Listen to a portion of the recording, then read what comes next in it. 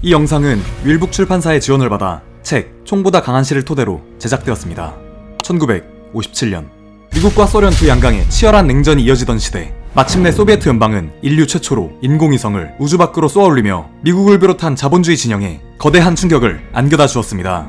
당시 서구권의 충격은 단순히 소련의 인공위성이 우주에 도달했다는 것에 대한 놀라움뿐만 아니라 그들이 가진 핵탄두가 대륙을 넘어 적진 깊숙이 직접적인 타격을 가할 수 있다는 것에 대한 두려움에서 온 것이었습니다.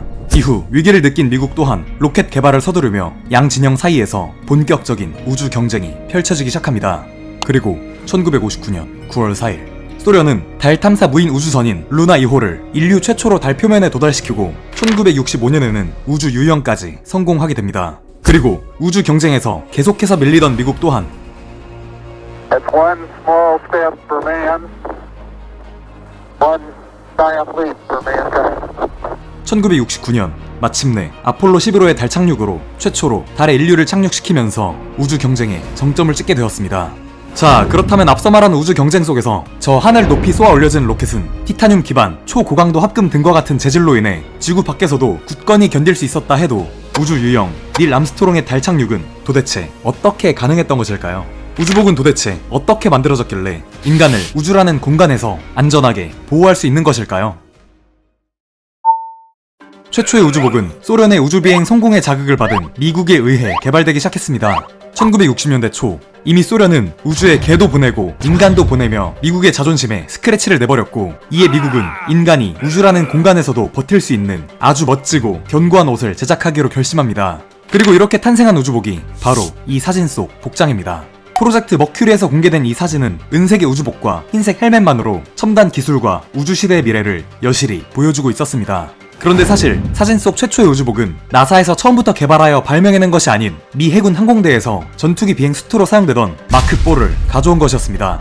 비행 당시 압력을 견디기 위해 개발된 이 수트는 실리콘, 나일론, 페놀 수지, 스틸 등 다양한 소재로 이루어져 있었고, 이것이 인간을 우주로 보내기 위한 나사의 머큐리 계획을 위해 제시된 것이었습니다.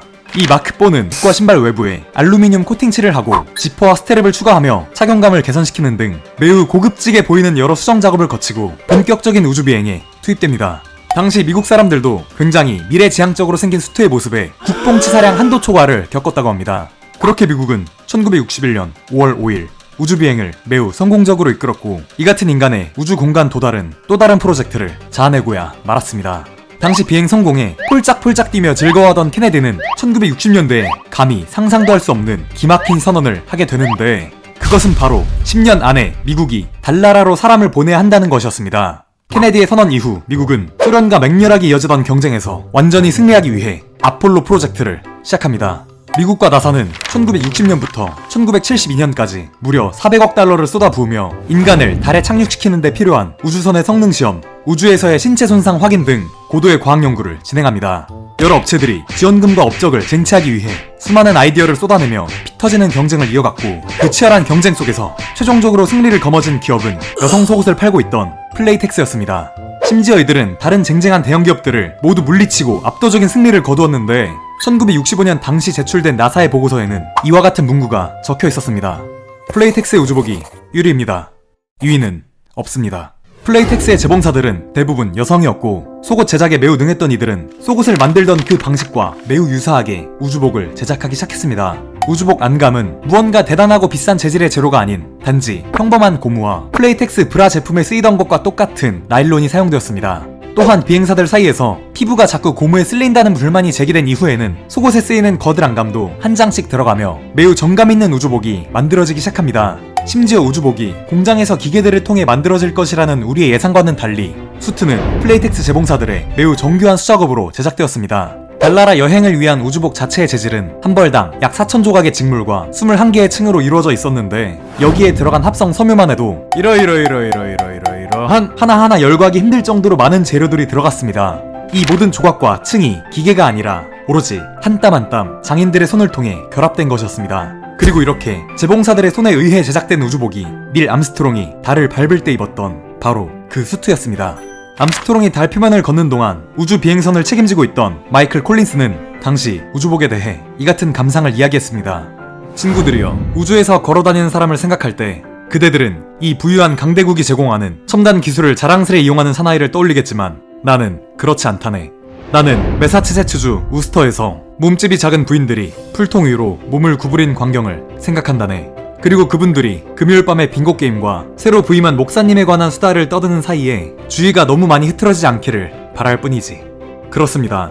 달나라에서도 끄떡없이 버틴 이 우주복은 바로 수다 떨게 좋아하는 부인들의 최첨단 손재주 속에서 탄생한 것이었습니다. 물론 오늘날에는 유명 기업들의 공장에서 뽑혀 나오지만 말입니다. 자, 이처럼 책 총보다 강한 실은 총보다 더 강하게 조용히 세상을 바꿔온 실의 이야기를 담고 있습니다.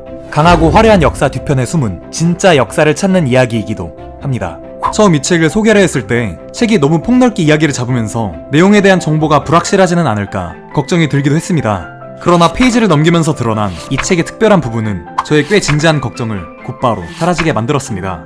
페이지마다 그리고 내용마다 참고한 문헌과 각주가 아주 빼곡하게 들어차 있던 것입니다. 저도 보통 영상을 제작할 때 여러 문헌과 논문들을 참고하곤 하는데 이 책을 소개할 때는 몇몇 추가 내용을 제외하고는 대부분 내용들을 그대로 넣을 수 있을 정도로 정확한 정보를 가지고 있던 것입니다. 밤 12시경 별 기대 없이 책을 읽어내려가면서 어느 순간 가슴이 따뜻해져 있는 제 모습을 바라볼 수 있었습니다. 세상을 바꾼 작은 영웅들을 바라보면서 말입니다. 여러분도 읽어보세요. 제 취향에는 잘 맞았습니다. 홍보 영상 끝! 감사합니다.